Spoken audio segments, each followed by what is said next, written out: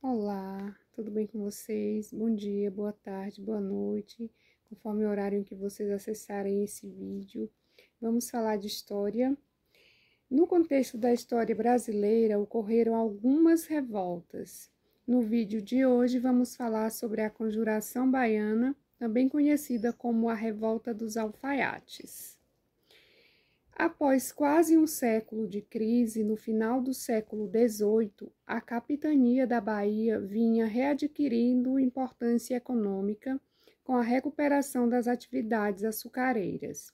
A produção de açúcar da colônia francesa em São Domingos enfrentava dificuldades devido às tensões iniciadas em 1791 e que culminaram na independência do Haiti no ano de 1804.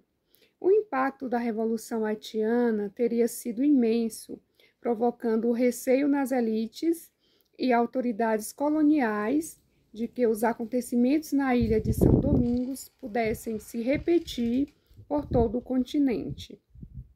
O crescimento econômico da Bahia, porém, afundava as desigualdades.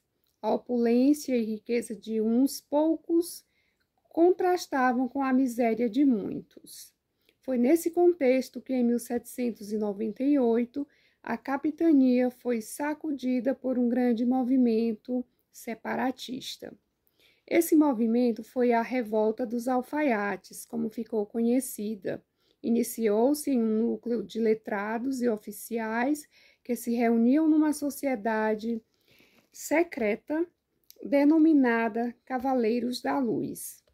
Os militares Hermógenes Pantoja e Agostinho Gomes, o farmacêutico Ladislau Figueiredo de Melo, o médico Cipriano Barata, o professor de latim Francisco Muniz Barreto e o senhor de engenho Inácio de Siqueira Bulcão, entusiasmados com as ideias de liberdade, igualdade e fraternidade que chegavam da Europa, pretendiam proclamar a independência da Bahia e adotar o chamado regime republicano.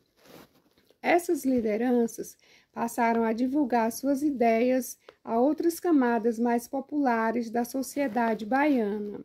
Em virtude do descontentamento desses que não podiam desfrutar das riquezas produzidas na colônia, e que não tinham perspectiva de ascensão social, a propaganda acabou surtindo efeito. Com frequência ocorriam agitações nas ruas de Salvador, e com o tempo a direção do movimento foi passando da elite branca para as mãos da população mestiça.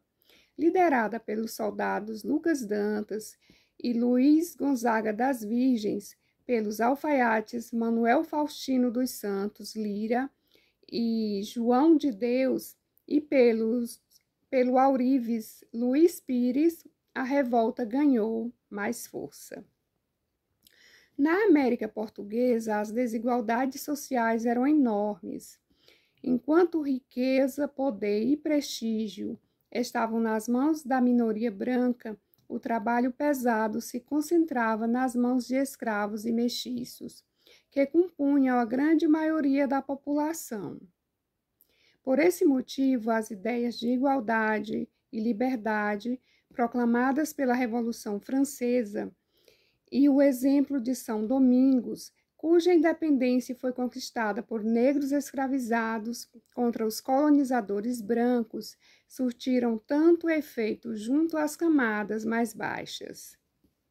Para os revoltosos, os inimigos eram os ricos da colônia e os dominadores portugueses. Em agosto de 1798, panfletos manuscritos foram distribuídos em Salvador, dirigidos ao poderoso e magnífico povo baiense republicano, em nome do Supremo Tribunal da Democracia Baiana. Neles encontrava-se o programa político do movimento: independência, república, liberdade de comércio entre as nações, separação entre Igreja e Estado e igualdade de direitos, independente das diferenças raciais. A circulação dos panfletos chamou a atenção das autoridades da capitania, que passaram a investigar os suspeitos. No entanto, antes que pudessem iniciar a revolta, muitos de seus participantes foram presos e indiciados numa devassa que envolveu 33 pessoas, sendo 22 mestiços, 10 brancos e um negro. Certamente as punições ocorreriam. Ao contrário da Inconfidência Mineira e da suposta conjuração do Rio de Janeiro, essa não era uma conspiração das elites. A maior parte dos prisioneiros era composta por escravos, artesãos e soldados. Terminado o processo, as penas e as punições foram estabelecidas de acordo com a condição social dos envolvidos.